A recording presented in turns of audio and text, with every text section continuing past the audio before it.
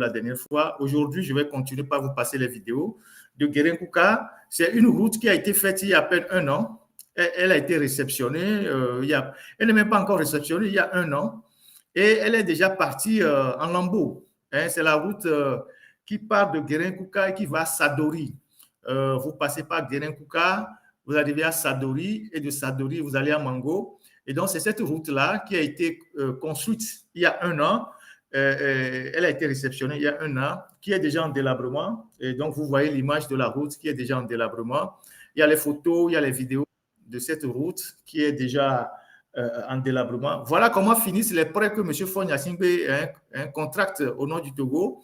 On va prendre des milliards chez des partenaires, on cherche des entreprises mafieuses, on leur donne de l'argent, on détourne une grande partie de l'argent, les entreprises font des travaux bâclés, il n'y a pas de surveillance, il n'y a pas de suivi, les bureaux d'études, les bureaux de contrôle sont aussi des voleurs, chacun se prend sa part de l'argent et on construit des routes qui ne répondent pas aux normes. Et une fois que les gros porteurs passent, la route est totalement dégradée et s'abîme. Voilà, c'est une nouvelle route, c'est une nouvelle route qui est en train de partir comme ça en lambeaux. Voilà le fruit de la corruption du régime de Faure-Gnassingbé. Ça, ce sont les preuves irréfutables, palpables de la corruption du régime de Faure-Gnassingbé. Vous voyez le goudron, vous voyez la taille du goudron. Vous voyez la taille du goudron. Le goudron sur cette voie, c'est juste une infime couche. Ils ont mis beaucoup de sable en bas et puis ils ont mis quelques couches de goudron. Et voilà. Donc, c'est une route qui est sur 60 km et qui est déjà en état de délabrement. On vous dira, peut-être ça a coûté 45 milliards à l'État togolais et donc des dettes qui sont rentrées dans... Oui, c'est une route biodégradable. Voilà l'état de la route. Et ça, c'est ce qui se passe au Togo. Les photos, maintenant les vidéos. Vous voyez l'état de la route.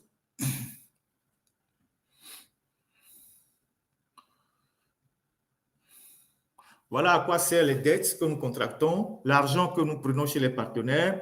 Voilà les routes biodégradables que nous réalisons à l'intérieur du pays, loin des regards. Personne n'en parlera. Vous ne verrez jamais TVT, ni World TV, je ne sais quelle télévision ou quel activiste de UNIR pour aller faire un reportage pour montrer à leur champion que les routes qu'il est en train de faire construire à l'intérieur du pays, comme lui-même, il ne sort pas du Togo, il est toujours en l'air et les routes sont en bas. Il ne sait pas dans quel état ces routes se retrouvent. Comme lui, il est toujours en jet privé, il est en l'air et que nous, les citoyens, nous sommes en bas, il ne voit pas les routes.